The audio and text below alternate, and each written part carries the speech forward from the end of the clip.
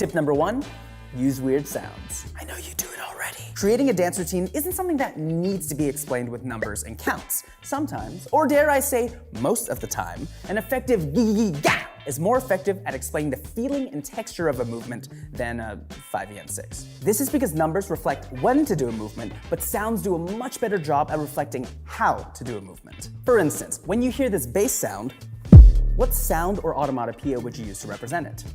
Just looking around, oh, that was a good one. Most dancers would use the word boom because it's easy to say when combined with other words. And if you hear a snare sound like this, or a hi-hat sound like this, what sound would you use to represent that? For the snares, I'd go for something like a ka or a ch. And for hi-hats, I'd do probably like a tss or ta-ta-ta. But if I combine it all together with the bass, snare, and hi-hats, I can make something like a boom, ka, boom, tss, ka, boom, boom, ka, boom, tss. That was a banger, I'd listen to that. Here, watch some of the best dancers in the world teach class on Steezy Studio and listen to them explain their movements using weird sounds with like oddly impeccable clarity. Ka, shoom, ka, shoom, geek, geek, geek, ha, ha, doom, doom. And click, click, click, click, out, brr, click, and 2. Hey, if it works, right? Tip number 2, let the story guide you before the beats do. More often than not, when we hear music that we want to dance to, we give it a few listens and start trying to choreograph. However, this is often why we start beating ourselves up for not knowing all the lyrics and beats of a song, and our bodies end up not doing what we want them to.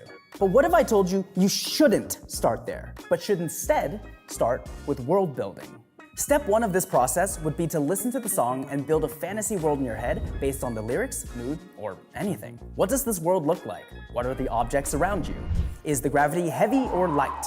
Are there people in it? Is it hot or cold? Does it smell like flowers or a garbage dump? Any question you ask yourself about this world is a good question to ask and answer. Trust me, it'll help you when you start choreographing. Step 2 is to figure out how you will interact with this world as you continue to listen to this song. Is there somewhere you want to go? A person you want to see?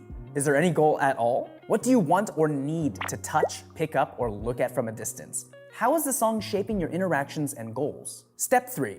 Start choreographing. Now that you know the general idea and some specifics of the world or scene that you built from this song, you don't feel like you have to pull random moves from a library of steps in your head. You can actually interact with what has already been created around you. Notice how all of the beats in the song aren't heavy limitations for what you can or can't do anymore. And that goal can be as simple as getting a crowd around you hyped or saving a princess from a dragon in a castle through dance. The world you created is your oyster. Or donkey. Who cares? I don't know, it's whatever you wanted, you built it. Honestly, it does take me a long time to figure out the beats of a song. Sometimes counting works for me, and other times making weird sounds just works better. There's no perfect, proper way to listen and choreograph to music, but I hope that you find the way that works best for you.